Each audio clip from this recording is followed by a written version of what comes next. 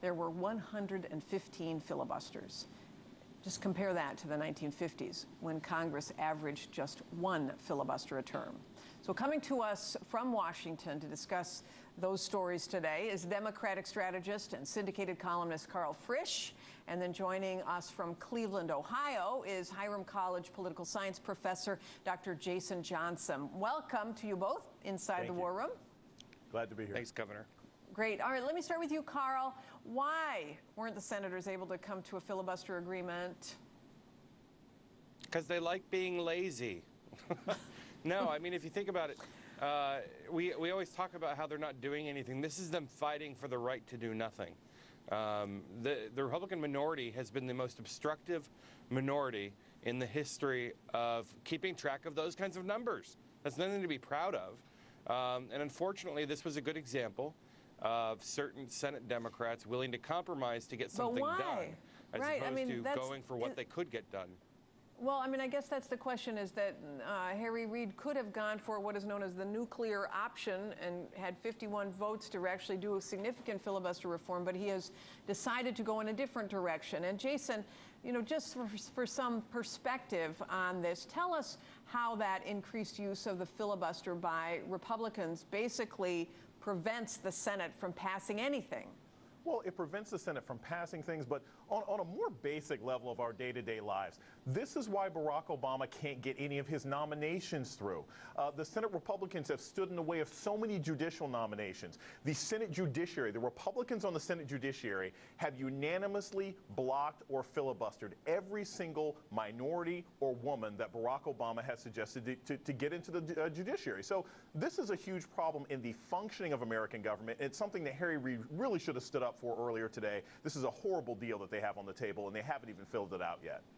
Well, it is a bit depressing. So as we lead into this next story, Carl, of course, which is about guns, it makes one very discouraged that something can actually get done. The National Rifle Association launched an attack on Senator Feinstein, who's obviously pushing for these safety measures. And they said Senator Feinstein has been trying to ban guns from law-abiding citizens for decades. It's disappointing, but not surprising, that she is once again focused on curtailing the Constitution. Curtailing the Constitution. Carl, what's getting lost in translation here? Well, I think the message that Dianne Feinstein or myself or many other people would send the NRA is you can have as many assault weapons as you want to have access to, as long as you're willing to join our military. I don't think that anybody would have a qualm at that point. But we're talking about not wanting everyday citizens to have access to the firearms that are used in the field of war. It's pretty basic. Yeah. And it was the law of the land until it expired under George W. Bush. And remember, even George W. supported reinstating the assault weapons ban. It's been the Republicans in the Senate that have stood in the way, which is why it makes this compromise on the filibuster all the more perplexing. Dianne Feinstein's taking the right tact here. I think we need to look at the assault weapons, and I think we need to look at the size of the magazines for these guns. And the NRA is going to do everything in its power to maintain its batting average in Washington, which is pretty much fighting back and pushing back on every piece of legislation, common sense legislation that's been proposed. And they will savage anyone that tries to get in their way.